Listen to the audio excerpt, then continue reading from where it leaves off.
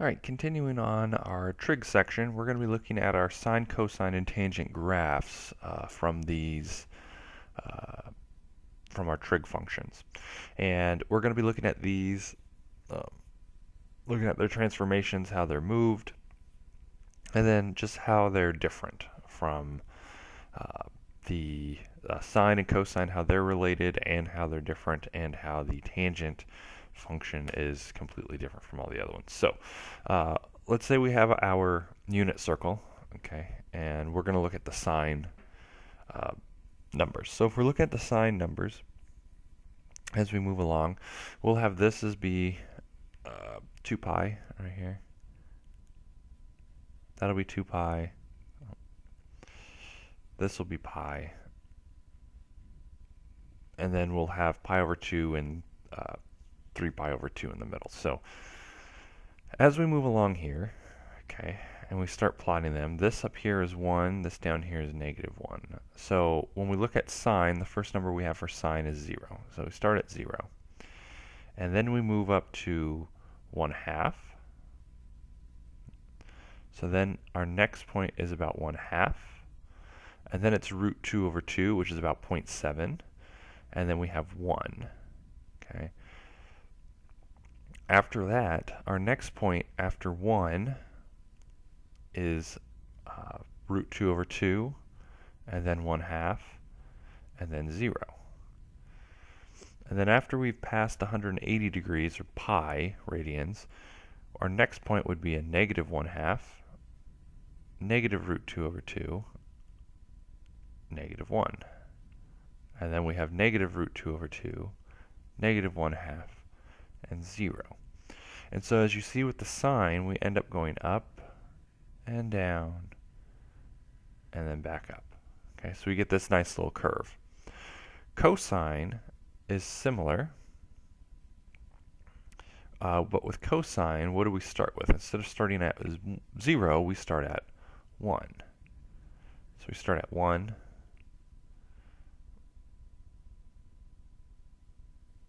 and then we go down. From there, you see we hit 0 right here, and then we bottom out, and then we go back up, and then we end up at 1 again up here. And so you see for cosine, which is the green one, we start up high, but we follow the same curve. Okay, and there are more points within, it's just those are the ones that I took. Okay, so these are the general equations for our sine and cosine. Okay, so y equals a sine b x minus h, and then outside of that plus k, and then the same thing but with cosine. And what we're going to talk about is we're going to talk about specifically a and b, what those do. Okay, h and k are just like h and k in all our other equations. hk is our left-right shift.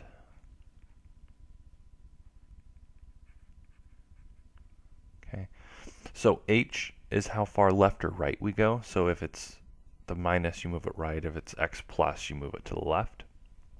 And k is your shifting up and down. Okay, so this is your up, down. Okay, and we've looked at many equations that have this, but basically the up and down, that k value tells you where kind of your middle is. Instead of crossing the x-axis over and over again, you cross a different line. Okay, so the k is up and down, the h is left, right. And that's true for sine, cosine, and also tangent. Okay, so here's our sine curve. So here's just our basic sine curve, and here's what the other two letters stand for, so that A and that B. The A is your amplitude. So the amplitude is how far from the top of the graph to the middle line you go. Okay, so in a lot of cases it's going to be at the 0 if we don't shift it up and down.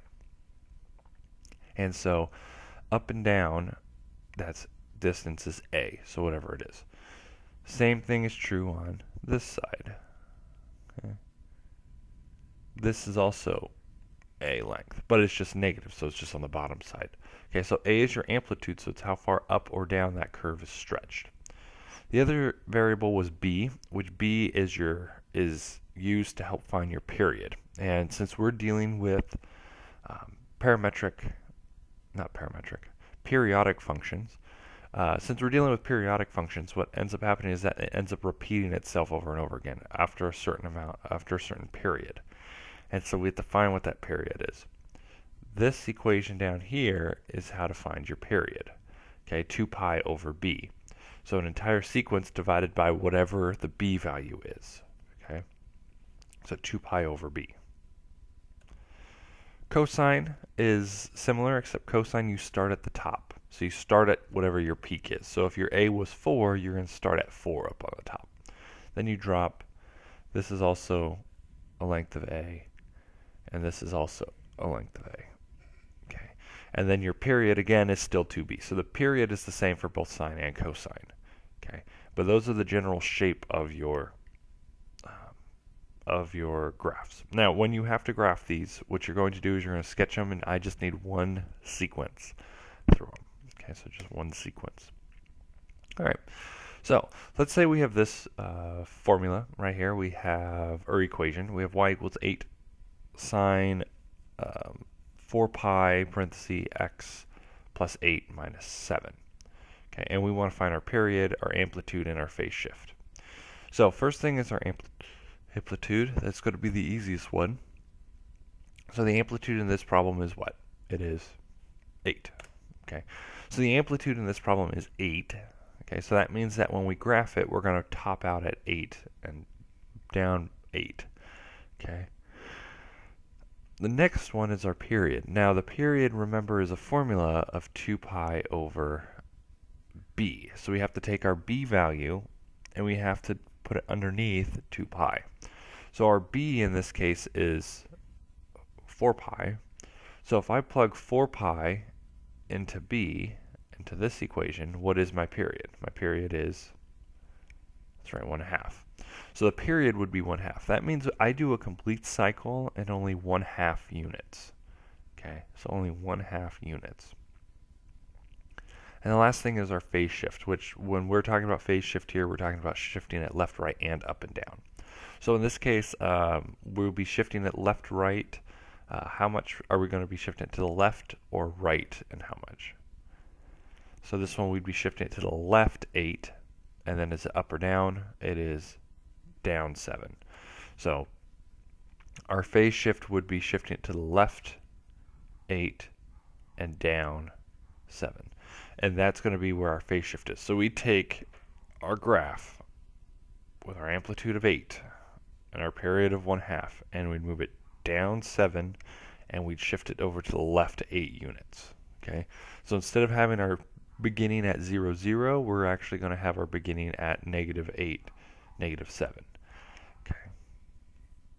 Okay. All right, so take a second, find the period, the amplitude, and the phase shift of this problem. All right, so the period again is very simple on this one. The period in this case would just be 4 because it's the number out front. Okay. The next question is your period, which again, it's not just the b value. The period is put in the formula 2 pi over b, which in this case our b value is 4. Okay, so that means when we reduce it, our period ends up being pi over 2 instead of just 1 over 2. So it's pi over 2. And then our last thing is our phase shift. Now the outside, the up-down phase shift is always fairly simple. It's always whatever is added or subtracted.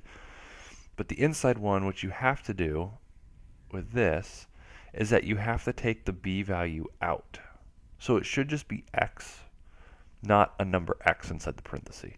So with this, we could rewrite it as cosine of 4 x minus 2. Okay, so it'd be 4x minus 2, and now that's the b value. That is your phase shift. So if there's a number attached to the x, you have to remove that, kind of reduce it out, before you can find the phase shift. So in this case, our phase shift ends up being positive 2, so it's moved to the right 2, and then down 2. Okay. So that means our starting point for our cosine isn't at 0, 1, it's at 2, -1. All right. All right, so let's say we have this situation where instead of given an equation, you're told parts of your graph, or you're told what the graph looks like, and you have to write an equation based on it. So what you want to do is you want to find what your amplitude is, and you want to know what your period is, and then if there's any phase shifts. In this case, there are no phase shifts, okay, for this equation. And instead, we just have our amplitude and our period. And so if we want to write an equation, the first one, we also we would need to know if it's sine or cosine or tangent, whatever the trig function is. So in this case, let's just write it up so it's pretty basic. So with this case, it'd end up being y equals, the amplitude is 7, so that goes here. And then what we do is we write whatever our trig function is. In this case, I'm assuming the trig function is probably going to be sine. But now we have to adjust for our period. So our period, remember, is equal to 4 pi is equal to 2 pi all over b. And what we have to do is we have to find our b, because b is what goes into the equation, not the period. It's the b value. So we would have to go through and we'd have to solve this equation for b. We end up getting b is equal to 2 pi over 4 pi, which then when we reduce, we get a 1/2. So we end up with our equation of y equals 7 sine 1/2 x. Since there's no shifting left or right, we don't have to worry about the adding or subtracting anything, because there's no shifting. So what we'd have to do is we'd have to find what our b value is. Okay, so we have to find what our b value is for these. Okay, so this next one, if we're assuming it's going to be a cosine, we'd end up with y equals -2 cosine of what x? So what is the b value in this problem?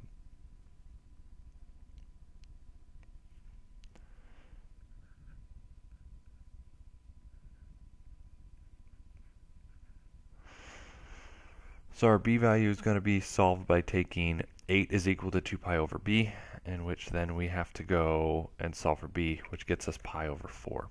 So our equation ends up being y equals -2 cosine pi x over 4. Okay. And again, this doesn't have any left or right shifting. If there was any left or right shifting, you just, let's say I move this to the right 2, I would just, in this parenthesis, I would just go plus 2. -2, not plus. -2. Okay. So if I wanted to shift it, I would just do my adding and subtracting right there. Okay, tangent function. So tangent function is our third function that we have, which our tangent function is found basically by taking a tangent to that unit circle. So you draw this green tangent line, and then whatever the opening is of your circle, or of the angle, okay, so if this is a 45-degree angle, okay, what it's asking for is it wants to know what this length is, and that's how a tangent is found. So a tangent is whatever the angle is that you're opening, it's the distance from the 0, 1, 0 point on our unit circle up to the point where that angle goes to. So if I wanted a bigger angle, say here, so the tangent of this angle that I just drew, which is this whole thing, would be the entire length. And so tangent functions are going to get larger and larger and larger as the angles get closer to 90. And then once they hit 90, they're undefined because you can't cross it because it's parallel. And then it starts going back and you create another tangent line going the other direction. Okay. All right. Okay, so tangent. So the difference with a tangent is that the period is not 2 pi over b, it is just pi over b. So a tangent actually repeats itself every 90 degrees instead of 180 degrees like a sine and cosine. So since it's a period of only pi over b, our cycles, which is how long it repeats itself, is actually even shorter than, or is from -pi over 2b and pi over 2b. Okay, so when we do even though our period is a certain length, the cycle, the beginning and end of it, is calculated by using negative pi over 2b and pi over 2b, because it ends up being straddling that y-intercept, or that y-axis. Okay. Now, these numbers right here are the vertical asymptotes. Okay. So, tangent functions have vertical asymptotes at the beginning and end of each cycle. Okay. So at the beginning and end of each cycle, it ends up having a vertical asymptote, and that's how you find them. Okay. This is what a tangent function looks like. So this is taking it from negative 180 to positive 180, or negative pi to positive pi. And as you see, these gray lines on this are your asymptotes. So you see there's two asymptotes in it. And then you just kind of start at the negative, go up through 0, and then back up positive. And that's what it is. Now the periods can get shifted closer and farther apart. There's not really an amplitude for this tangent, but that a value, that number in front, will make it either grow quicker or grow slower. Okay, so that's what the a value does, is that if the a value is greater than 1, it's quicker growth. If it's between 0 and 1, it's a slower growth going up there. Okay, so that's the only difference. Okay, so let's say we want to find the period and the asymptotes of these functions. So if we want to find the period, let's start off there. So the period again is pi over b. So the period of this first one would end up being what? The period of this first one would be pi over 9. Okay, so it's pi over 9 because it's just pi over b, and that's the period. Now your asymptotes are, remember, located at negative pi over 2b. Okay, so pi over 2b, which means these periods, and also positive pi over 2b. So if we plug that into this one, we end up with negative pi over 18 and pi over 18. Okay, so negative pi over 18 and pi over 18. Now in the second one, take a second, try to find the period and the asymptotes of the second function.